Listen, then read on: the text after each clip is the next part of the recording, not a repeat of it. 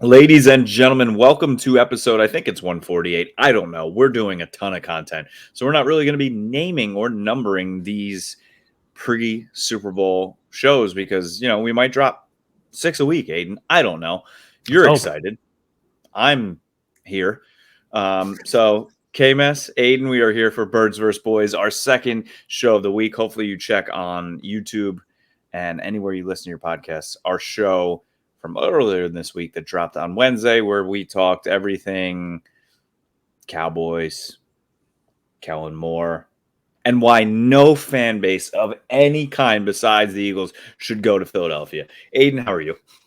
Fantastic. We've done quite the role reversal. I'm usually the one who's like, well, I'm alive. I'm here. But now I'm such elated and full of joy and just content with life and ready to experience the Super Bowl and fully going through that calm before the storm where in that recovery period, great weekend, long weekend. And now you're like, all right, let's rest up. Let's get ready. And then let's mentally prep for the big game.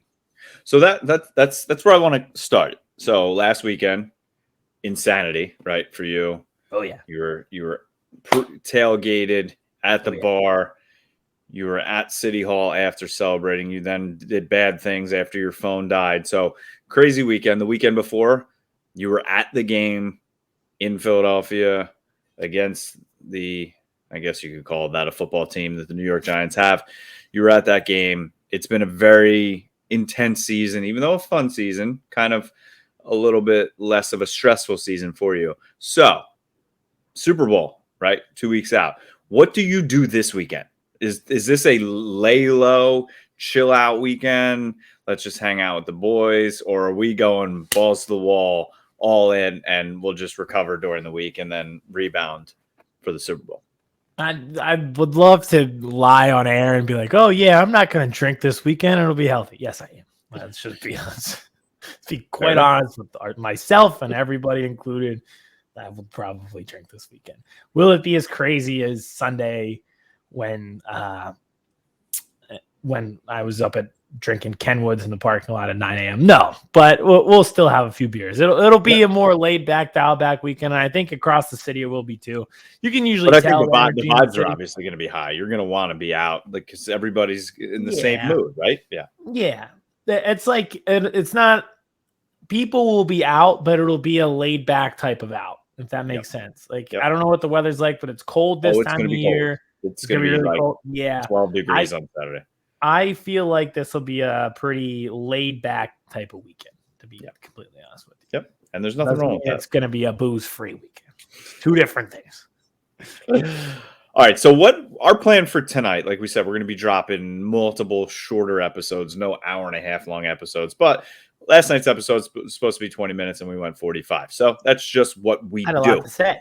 Yeah, obviously. So tonight, we're going to go a little bit around the NFL. We're not just going to focus on the Super Bowl, focus on the Cowboys, because we always say this is a podcast for all NFL fans. We talk everything. So we're going to go a little bit around the NFL. Then, Aiden, what are we bringing back? It's our favorite time of the year. It's mock draft season. NFL draft is just a few mere months away. So let's get started. We're amping up our draft coverage as it is this year, and we might as well start now. Well, we got some time between games. So we are going to run a mock draft where I will be mocking and drafting. Well, actually, I will be drafting for the Dallas Cowboys. You will be mocking the Dallas Cowboys. And you will be drafting for the Philadelphia Eagles. So we will have the draft board up on the screen. So this is where we tell everybody, if you can, make sure you're watching on YouTube because you can actually see the entire draft board on the screen. It will go pick by pick. The simulator will pick for every other team. When the Eagles come up, bang, it stops. You will see all the players on the board. Aiden and I will talk through it. Aiden will make a pick. Same thing happens once it comes to the Cowboys. Stops on the pick. Available players will be there. Aiden and I will talk through it. And then I will make the pick for the Dallas Cowboys on and on and on. Tonight, we're going to do 5 rounds. We're going to work our way up later and later and later in draft season to full 7-round mocks. So make sure you are watching on YouTube later in the episode to catch mock draft. I guess we could call it 1.0, but it's even like before 1.0. It's like 0. Week 0. You know how they have week 0 in college football? This is mock draft 0.0. Yes, that's what it is. full disclosure, that's about as serious as we take our jobs as mock draft season. We love that draft content. I will admit, I haven't started the prep work yet. This is just purely based off of watching too much college football. Which is, I mean, sometimes it's that easy. Yeah. It is for me. Everyone knows my strategies. We'll get to it. We'll get there. And you will find the strategy during the mock. All right. So where do you want to start with around the NFL? A couple rumblings, a couple things happening. I think we should start with one thing, but I'll ask you. I think we're on the same page. We know what we need to start with. I think he's earned it over the past 2 decades of our lives. I think we need to start with the official retirement of Tom Brady. So it's funny. I was checking Twitter this morning. I see Adam Schefter just tweeted, and all it just said was Tom Brady retires. I'm like, okay. And then I like refreshed Twitter, and I actually saw his video. I was like, ooh. And I clicked on it. I'm like, yeah, I think this is it. Yeah. That was the first thing I watched this morning out, and I read the caption. I was like, oh, this could be it. And it was just right out, just like the first sentence was like, I'll cut right to it. I'm retiring. And I loved how he got choked up at the end. He's sitting on the beach. I feel like this is how he wanted to do it from the beginning. I think he got, I thought it sucked that happened to him last year, and they kind of broke the news for him. The greatest player of all time should get to retire on his terms, and I feel like he got to do it right this time. A lot of people are going to make it come at like, oh, we shouldn't have come back for one more year. And it's like, yeah, we all have a competitive side. Like, we want to win our fantasy. Can you imagine how hard that must be to walk away from that? Yeah, exactly. And you never think, especially in his case, where you are undoubtedly the greatest player of all time, that your skill set will dwindle. Mm-hmm. So, and it's not even really like a hubris thing. It's like, oh, I've been good for 20 years. I'm assuming 21, I might be all right. Yep. So I think a lot of people will say he should have just done it last year, but at least this time he gets to go out on his own terms. And I think we're all pretty much on board with just him being the greatest ever. Yeah. I mean, am I going to miss him? Absolutely. My wife was watching with me and she literally like waved goodbye. I'm like, no, I have no animosity towards him. Me neither. Yes. He beat up the Dallas Cowboys every time they played, except for the last one. Yeah. Except for the last one. But I don't have any, the Spygate, the Deflategate, like I've kind of forgotten all about that crap. And I just I like to enjoy greatness. And I love to enjoy good, long-standing runs. Now, I'm stopping here that I hope this Eagles run doesn't just continue, and I will not enjoy that. But I didn't want to see him go to another team at this point. Like, I didn't want to see him go to the Raiders. Like, and then just, get hurt. Miami. Yeah. Even the Niners. Like, it just, I wasn't down for it. So, when I saw the video, I watched the video. Like you said, he got choked up. I was like, yep, this is – and, hey, you know what? I'm not going to say you can't go save your family now, but, like, go be with the kids. Go, the relationship with the wife may not be there anymore, but just go do your thing, man. And who knows what he is? Does he coach? Does he buy a team? Who knows? I want to see him and Peyton Manning buy a team together.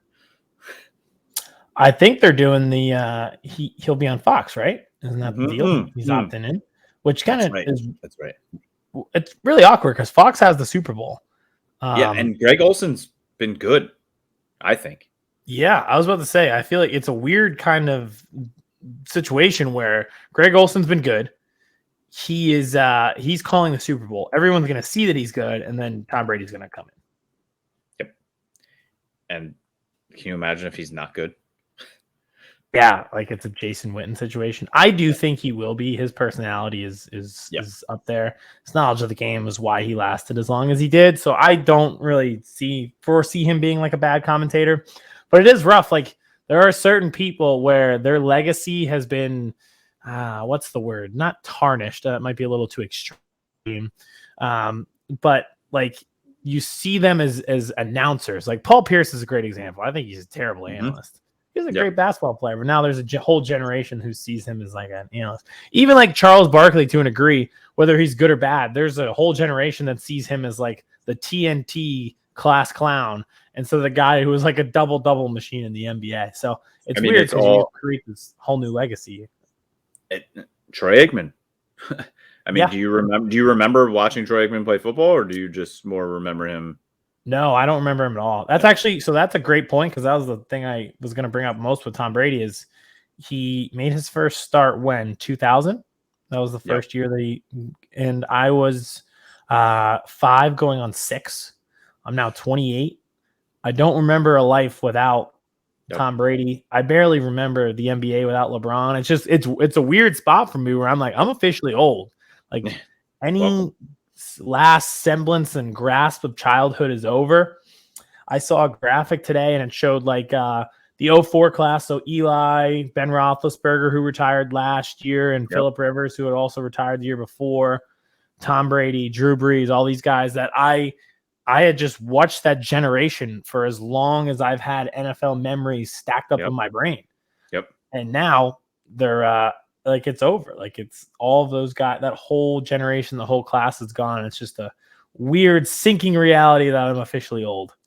Yeah, it's I remember the night game when Drew Bledsoe got knocked out right on the sideline and they brought in Brady. And then I remember when he won the Super Bowl and he did the whole thing with his head and he pointed up like, I can't believe that just happened. And looking back now and watching those videos and just how young he looked, it's just like, I mean, yeah, I fully remember football without him because frankly, I am old, but not much, right? It's just, it feels like he's always been there and it feels like he's always going to be there. So it's gonna be weird next year because when's the last time we didn't have him? When he tore his ACL? Yeah. And that was just a really weird year too, because it was week 1 and it's like, all right, well, it's the kind of the Finding Nemo floating meme where it's like, now what? And that was just such a weird year because then the Patriots were like good with Matt Castle, but didn't make the playoffs. And it was just a super odd situation. And like I said, I do not remember football without him. So it'll definitely be just really weird. And I think it's there. I definitely have an appreciation for the fact that he was the best player of all time.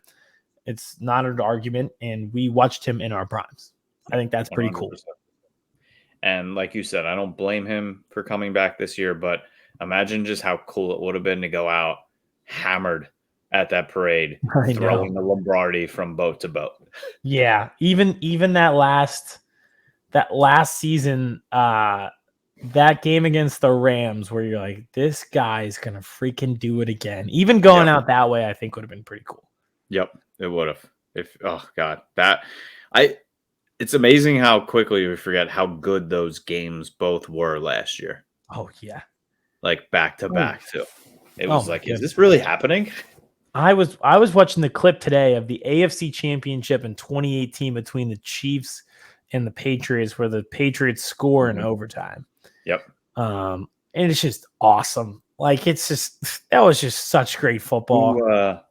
Somebody jumped off sides at the end of that game, right, for the Chiefs, and that's what lost in the game. You're right. Who was it? Frank Clark? I think it was Frank Clark. Frank Clark jumps offside. It nullifies the interception. Brady leads them down the field, and it's just like I just remember watching that game with my friend, and we just realize in the moment that you're witnessing history and witnessing such a great game. And I feel like we did that so many times watching Tom Brady. We're like, you're just watching an all-time performance on an all-time stage. 28-3-1 would be the biggest to me, but a low-key one, like it was a primetime game against the Steelers, and they went the entire way down the field just throwing it to Gronk, and everybody knew it was going to him, and they couldn't stop. It was like just classic Brady-era football, and we got to witness it, which is awesome. We did. We get to witness a lot. We've gotten to witness a lot, and it has, it's been fun. So, Tom, thank you. Go eat a strawberry now. You're done. Yeah. Go try a strawberry and maybe eat some normal people ice cream. Enjoy the fruits of life. You're free from TB12. Yes. But I'm sure you're just going to want to sell the brand. A question I have for you, Aidan, and we didn't prep this.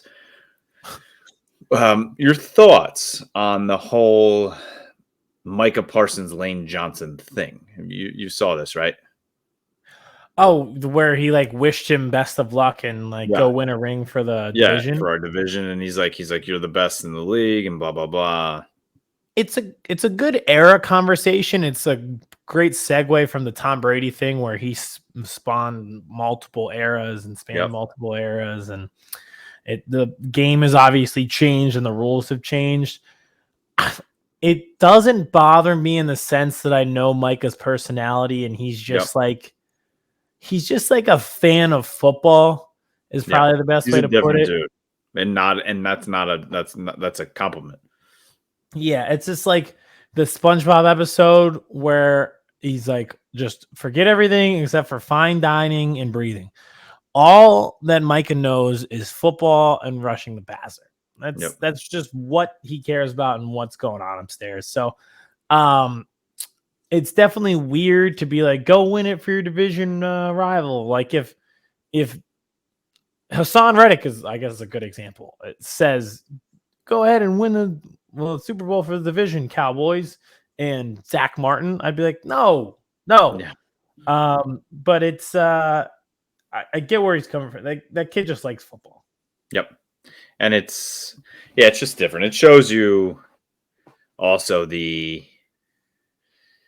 hatred that it's so much more on the fan base side and social media side. I mean, these guys, I mean, when they step on those lines, I don't know if you saw like the Fred Warner, Brandon Graham pre-game thing and then post-game thing when Fred Warner was like, "You're still playing, old man?" He's like, "Oh, you're gonna have a hell of a 5 snaps. It's gonna be crazy." And then after the game, Brandon Graham's like, "5 snaps, huh?" He's like, "We're gonna whoop you boys." And but there was smack talk, but then at the end, like Fred Warner's like, "Go win it," and it's just. I don't know. It's just different. It's a whole different fraternity than, and trust me, there's guys in this league, I think that hate everyone, but then there's guys that, it's like their personality. I think there's a few guys like that in every sport where they're like, they're fan favorites because every other fan base hates them. But yeah, I think it's definitely a generational thing where there's not that sense of rivalry.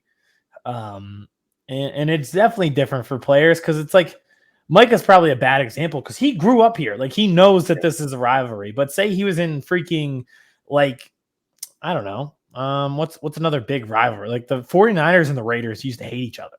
If you were on the Las Vegas Raiders today, do you remember that? Like, do you remember that the 49ers are your rival? Probably not. Like, and do you care? Like if you're a kid from Texas or Florida, and you're drafted by Green Bay, you're like, you know who I really hate? Chicago. Like it's just not there. And it's like people think like the day Micah Parsons is drafted, the first thing he's brought into a room at the Star in Frisco, and they just sit him down and be like, "You hate the Philadelphia Eagles." Like, no, that's not how it works. No, it doesn't. It doesn't work like that. And the players probably weren't as amplified as us fans are in terms of rivalries and stuff like that, especially because a lot of these guys have gone to school together, gone to camps together since they were freaking 14 years old. And I think that's kind of what amplifies this culture today is there's a more concentrated areas of where kids are coming from. And because we're like a more of a one sport society, that they're playing 7-on-7s with each other and going to the same camps since they're literally before they can drive. Yep. Yeah. Same way. I mean, I don't want the Eagles to win, but I'm not killing the guy for saying what he said. And no, me neither. And why can't he compliment Lane Johnson? Because what Lane is doing is unbelievably impressive. And again, I feel like it's the whole Lane Johnson thing. I mean, we saw it coming from a mile away, right? As soon as we heard he was coming back with the injury, it's like, okay, he's going to bowl out. Yeah, absolute dog. Just, you're right. You could see this coming a mile away. And thank goodness, because we all know the stats of him on the field for the Eagles versus off the field for the Eagles. So, and he's just, I think this run probably solidifies him as an actual Hall of Famer. I agree. I think him and Kelsey will both, at this point, probably be in the Hall of Fame because there's not only success, but sustained success over the years. So I think at this point it is all pros. This solidifies the Hall of Fame. Speaking of solidifying possibly the Hall of Fame, Sean Payton, possible Hall of Fame coach, we don't know, is back. Aidan, he is heading to the Denver Broncos to coach up Russell Wilson.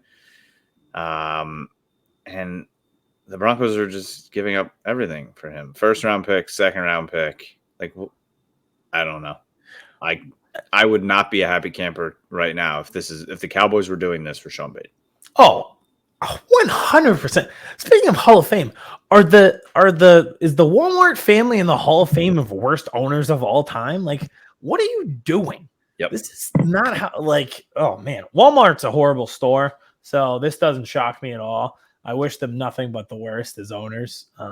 The people who pay $7 an hour now they own a football team. Like, I don't really care what happens to them. But wow, is this just like, this is the exact opposite of a way you should be running a team in 2023, where it's sacrificing all of your picks for one player, having no depth, and now trading for a coach and giving up multiple first-round picks to do it. I just can't believe that they would want to do something like that. And I mean, now you can't build around these guys. It's just weird. Like, for you to be in this position last offseason where you traded for Russ and you sacrificed players and picks and it didn't work out, to turn around and just double down and do it again, and this time with somebody who doesn't even play, is just insane to me. I just, when I saw the compensation and after what they've already gave up for Russell Wilson, and they basically can't get out of that contract, ever since Peyton Manning left, and maybe that's their thing. Maybe they think bringing a Peyton in is going to save the day, like Peyton Manning did. But I couldn't believe it. And all right. So we're talking about Sean Payton, possible Hall of Famer, right? So his all-time career record, Aidan, 160. This includes the postseason. 161 and 97. He's 9-8 in the postseason with one Super Bowl victory. Mike McCarthy is 166, 107 with one Super Bowl win. They are the same coach. Neck and neck. Yeah. Well, what's that meme where it's like flirting, harassment? It's like flirting is Sean Payton having that record. Harassment, Mike McCarthy having the same exact record. That's what this is.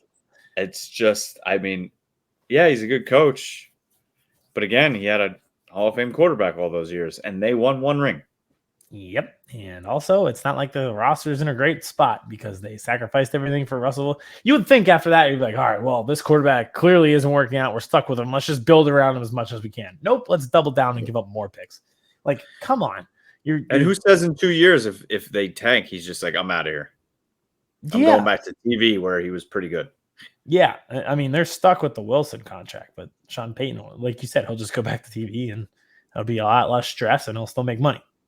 Isn't that unbelievable how these guys just like bounce right back to TV? Like Herm Edwards fired, but he was on ESPN, I think, 6 hours later.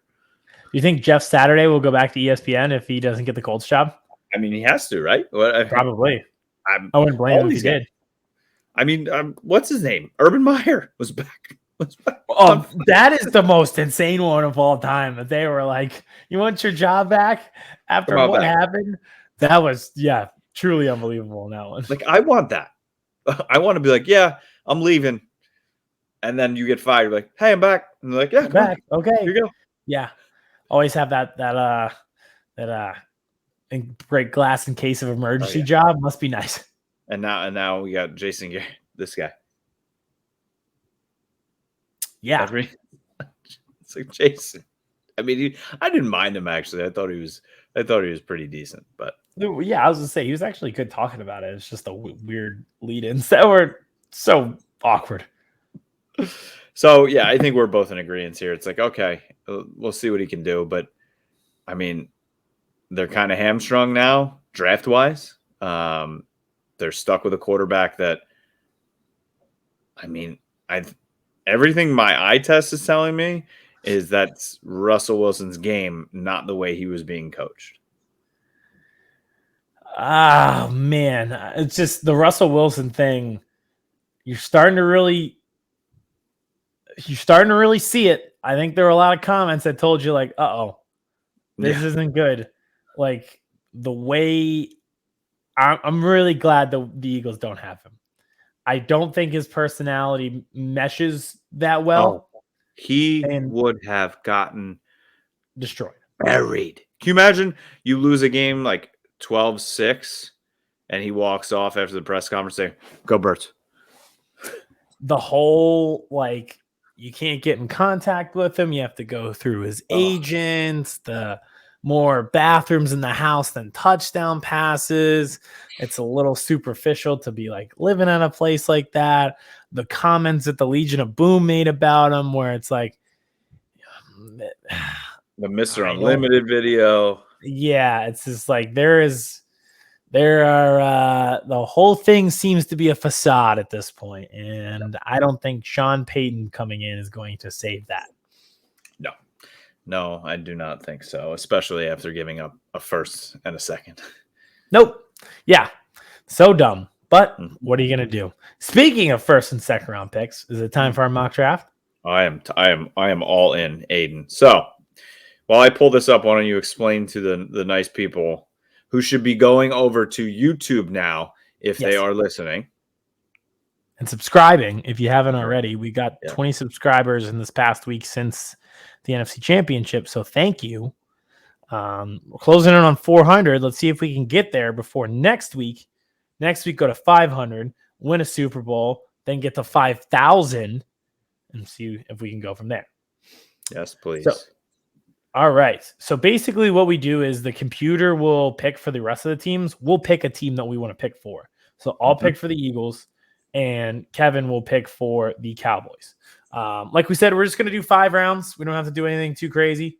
We'll get into the 7th rounds as we get closer to the draft. We'll give more insight as we go into the draft. But basically, it's pretty simple. This whole system on PFF will filter it out for us. It'll give players that we could be interested in, and we go from there. Perfect. Let's start this draft with the Chicago Bears on the clock. Will Anderson, I saw that. All right, so we'll just hold on, Kevin. I'm a little confused. Before we get into the picks, we're so good at football. Shouldn't we be picking 31 or 32? How come it ended at 10? I don't know. Was there a trade? Well, maybe, but we traded for AJ Brown, so you'd think like we'd have less first round picks. Maybe none. Who did we trade with for pick 10?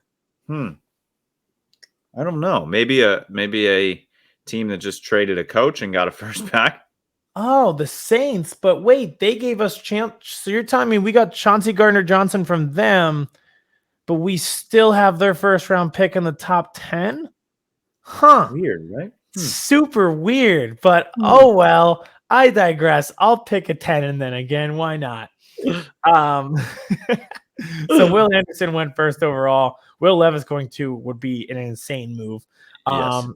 Bryce Young goes 4 to the Indianapolis Colts, which would be huge for them. And I think that's the Colts are pick 3, right? Is that a trade or something like that? Or maybe I have my draft order wrong. And then CJ Stroud to the Raiders there at pick 7. So that would work out pretty well for the Eagles. Yes, if that happened. With a bunch of quarterbacks going off the board. So let's see who we want to pick at 10. Kevin, if you want to scroll through right there and see what we got. So we have Quentin Johnson, wide receiver from TCU. Absolutely not under any circumstances. No. Michael Mayer. He'll be good.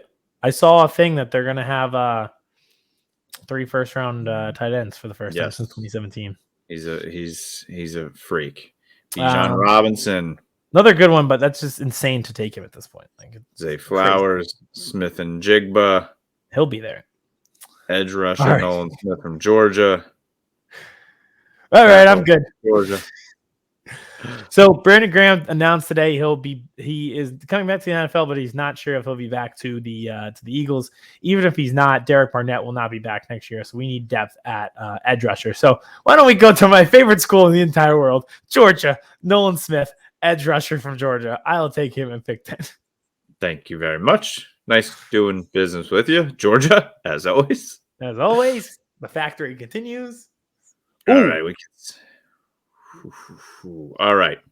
So let's see who we got here. Well, we have that team right there, Georgia, and tackle maybe possibly a issue for the Dallas Cowboys, right? Terrence Steele at right tackle is coming off the ACL. Terry's also a restricted free agent.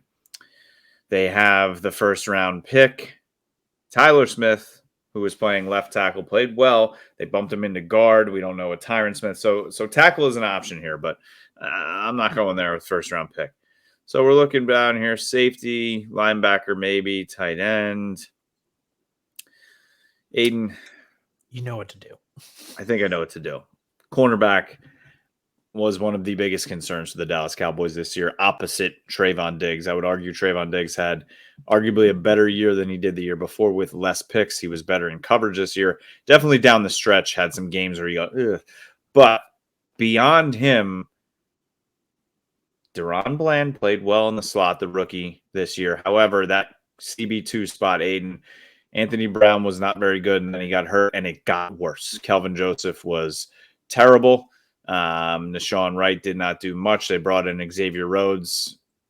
He's 85 years old. The only person that seemed to solidify that spot somewhat in the playoffs was my guy, Mukwamu, calling for him all year. But when you have an option to pick a player like Joey Porter at 26, a cornerback from Penn State, you turn the card in, Aidan.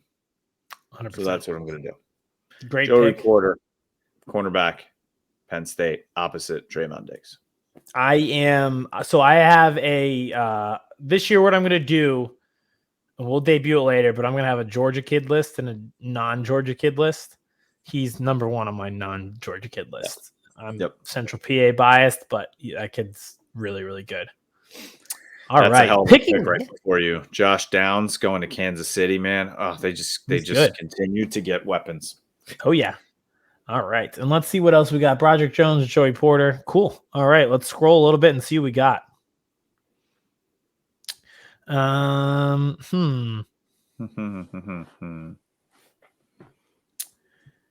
right, I'm good. Okay.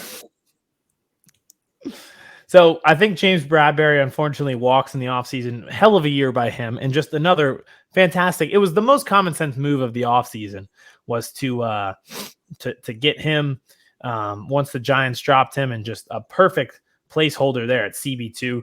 Upgrade from Stevie Nelson the year prior, and even he was pretty solid. But I think he is the odd man out this offseason, which means you'll need a cornerback.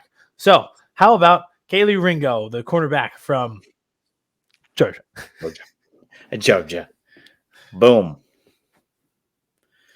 Pick 31. Dallas Cowboys now coming up on the clock here at pick 58. All right, so we have a center on the board here from Minnesota, safety, edge rusher, edge rusher, edge rusher. They need a lot. This is not falling the way my other drafts have fallen. Yeah, this one looks a little rough, to be honest with you. Yeah, I see. I know you don't like guys from USC. I was gonna say that one's different though. Yeah, I like it. So that's still. I was gonna say I might be changing my tide on USC with Lincoln Riley. Because I love Caleb Williams. You know I love Caleb. So obviously Micah has been really doing wondrous things. DeMarcus Lawrence will be back on another deal, but that other edge, right? It's, Dorrance Armstrong, who just got paid, did have a very good year, but I'm sure Dante Fowler is not going to be back. And you can never have too many edge rushers, too many defensive linemen. I think we see that from the Philadelphia Eagles. So I'm going Tuipulotu from USC, the edge rusher at pick 58. Nice. I actually do like that a lot. All right. I'm on the board at pick 63. Let's see what we got. Let's scroll a little bit. There was one position that I'm a little bit targeting, and I think it might be the right time to take a look. I can go by that position if you'd like. Yeah, I think it's about that time. Could you click on running back for me? Mm-hmm.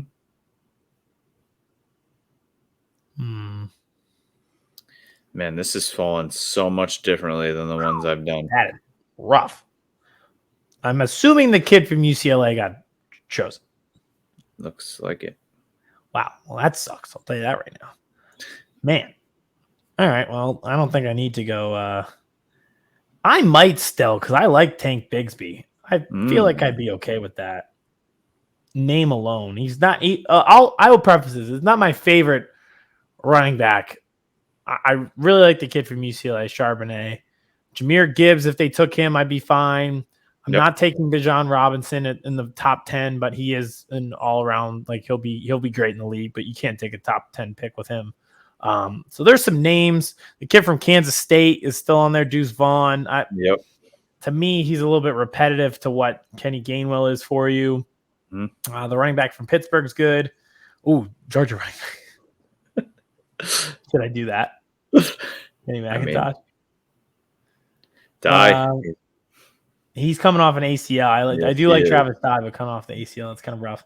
Yeah, you can give me Tank Bigsby. I'll survive. Tank Bigsby from Auburn. Pick 63. Dallas Cowboys now all the way at pick 90. All right. Ooh. J.R. Brown was still on. Man, I did not know that. I'm gonna win safety, to be honest with you. I knew J.R. Brown was still on the board. So, it's round 3.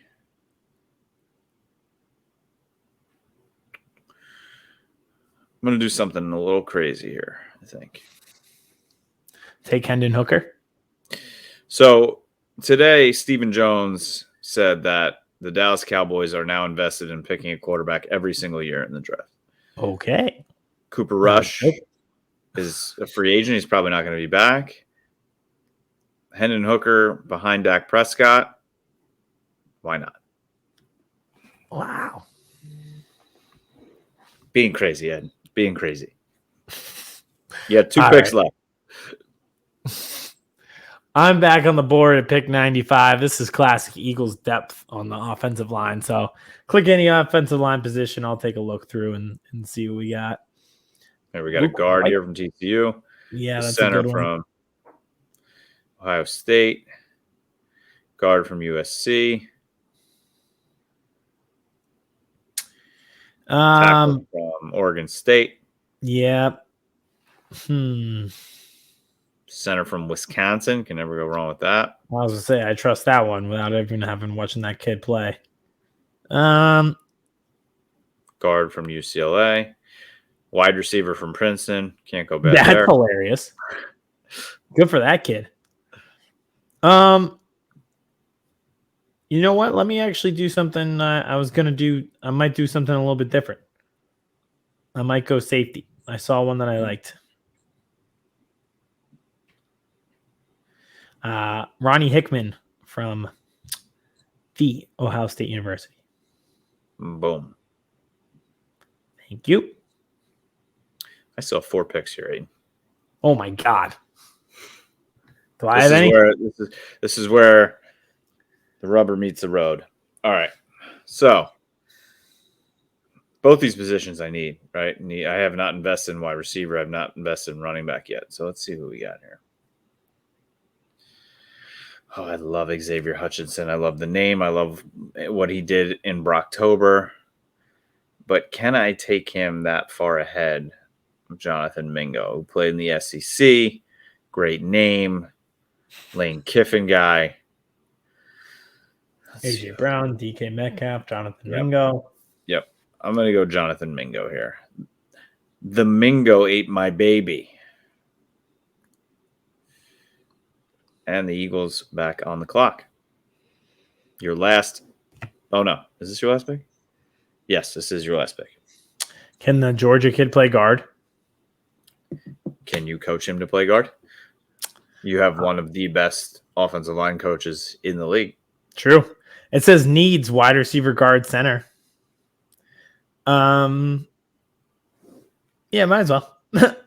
Cedrick Van Pran, the center from Georgia. Boom. Perfect. All right. I still have 3 picks left. We're getting there. Jesus. So, let's see here. Interior is definitely something we need. Wide receiver, I just picked. The linebacker. So, Jalen Redmond scares me a little bit just because we went to this well at Oklahoma with Neville Gallimore and he hasn't fully panned out. So, let me see what else we got here with interior defensive lineman. Love it. Dale. Don't love it. So I'm going to go Redmond just because of the value pick here. Yeah. And we will be on to 170. So I'm going to see what's available at running back.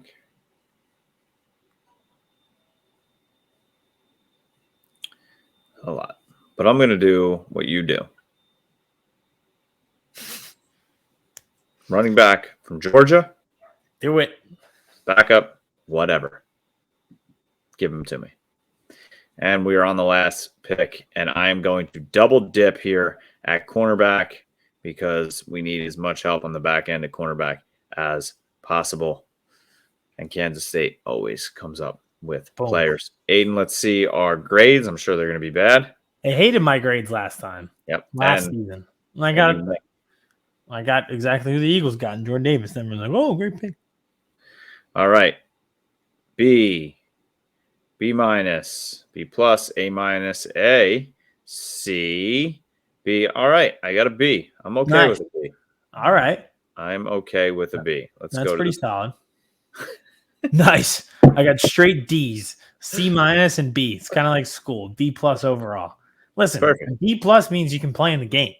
Everything above a 70%, you're allowed to play. Georgia, Auburn, Ohio State, Georgia. And then we can always look. Let's see how the first round went here. So anybody that stands out. If the Eagles took Joey Porter Jr. at 10, I wouldn't even be shocked. Yeah.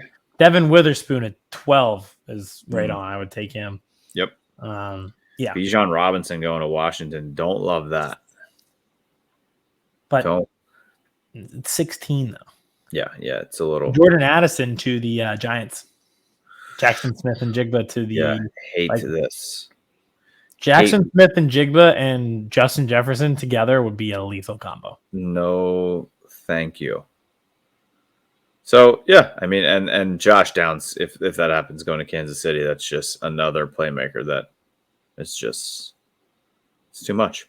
So that is our mock draft 0.0. All right, now that we are done with the mock draft, Aiden, before we get out of here, we have to keep the TikTok power rankings going, but a little bit of a different spin on it, Aiden.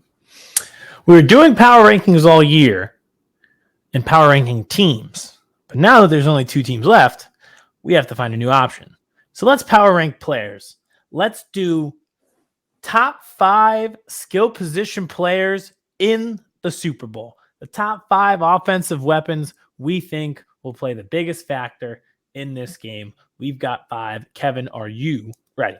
I am ready. And just so everybody is clear, quarterbacks are excluded from this list. Yep. So I'll start at 5. I got Isaiah Pacheco. I love the way this kid runs. I think that the Chiefs will utilize him and try to get him kind of out of the backfield in the way that the 49ers tried with McCaffrey before Brock Purdy and Josh Johnson got hurt and just, kind of beat the Eagles to the edge and stuff like that. So I think he's one of those guys who can turn a 6-yard gain into a 26-yard gain. And in a game like this, that matters a lot. Yep, I do like him a lot as well. For 5, for me, it is Miles Sanders having just an unbelievable year in a contract year. I think they are going to try and get him the ball. However, we have seen that the Eagles will run with the hot hand. Obviously, we saw that last week. Even Miles Sanders had 2, but then Kenny Gainwell was getting his yards. But I think Miles Sanders is going to want to put his stamp on this game in the Super Bowl.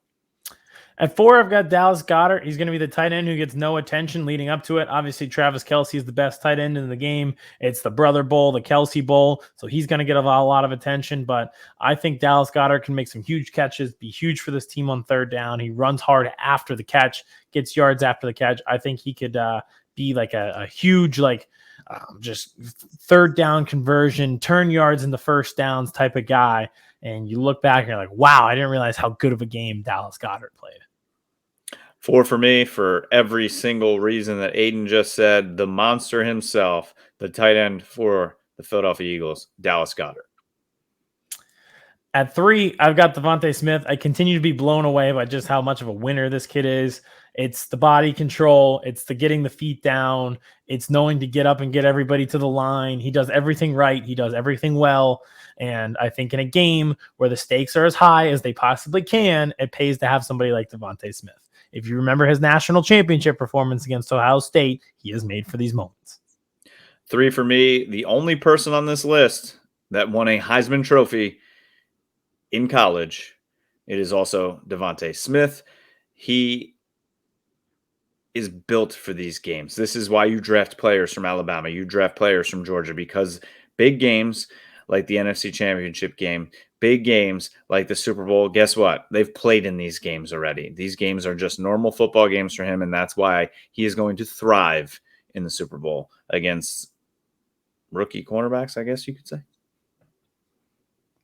At 2, I've got Travis Kelce. We just touched on him, best tight end in the game. He's been the safety valve for the best quarterback in the game for quite some time. He's their best red zone target in a game that's going to come down to touchdowns, not field goals. You can't contain him forever. And the more that Mahomes scrambles around, the tougher it's going to be for the Eagles secondary to keep up with Kelce for 60 minutes in what I think will probably be a track meet game. So at 2, I've got Travis Kelce. 2 for me, the other monster in the Philadelphia Eagles wide receiving core. It's A.J. Brown, the man that they traded for, and this is the exact reason why they made the trade for him. Big games like this coming up in big moments, big catches. All we need to do is make sure that him and Jalen Hurts are on that connection. They were a little bit off in the NFC Championship game, but in terms of absolute playmakers, I mean, you can't get much better than A.J. Brown in the entire league. At 1, I've got A.J. Brown. In 2004, Terrell Owens came back, played with screws in his leg, and had 9 receptions for 122 yards. I'm hopeful, and I think that A.J. Brown could have a similar stat line to that on full 2 healthy legs. But still, the point still remains. I think he could have a monster game and be the X factor for the Eagles. 1 for me, the only Kansas City Chief on my list, it is Travis Kelce. He's just an absolute monster. He's the best tight end in the league, and he's not just a tight end. He's just a weapon, right? He does it all. He can block, he can run, he can catch. He's crazy. He's fun. He's taking shots at the mayor in Cincinnati. He's just the all-around package. He's just pure electricity. And guess what? His brother's playing in the game too. So you know that's going to be a little bit more added fuel. So for me, number 1, Travis Kelce. We had very similar lists. I thought there'd be a little bit more variation, but our order was different, which is good. So yeah, pretty similar in the order. Just the the middle was the same, and then the bookends were different. So after that, big game for Marquez Valdez-Scantling, and Kenny Gainwell should have 100 yards and 2 touchdowns. Yep. Can't wait. Head over to your FanDuel right now or your DraftKings and book anytime touchdowns for the players not on this list. Boston Scott, again, just keep riding the wave. You have to. All right, Aidan, before we get out of here, let everybody know what they can expect from us for the next, 12 days or so leading into the Super Bowl in Arizona. Content, period. That's what we're doing. So we're going to have some guests on. We're lining everything up. A lot of those will probably be in the week leading up to the Super Bowl and just having them. Follow us at Birds vs. Boys Pod on Twitter. We've been really active on there because we're tweeting every day. And then YouTube, we're putting out the shorts. We're putting out the long videos, everything in between. And then anywhere you can get podcasts, Spotify, Google, Apple, everything you can find. And then obviously we just did that TikTok, so you know where to find us. Got a lot of engagement comments wise. And I thought it was one of the first times where we had productive comments, where it was constructive. Yes. So let's keep that. Let's keep riding that wave. We'll have predictions for the game next week as well on TikTok. So anywhere you can find us, Birds vs. Boys Pod. Everybody enjoy your morning, your afternoon, your night. Whenever you're listening or watching, enjoy it. And we will be back with more content for Birds vs. Boys heading into the Super Bowl. See you later.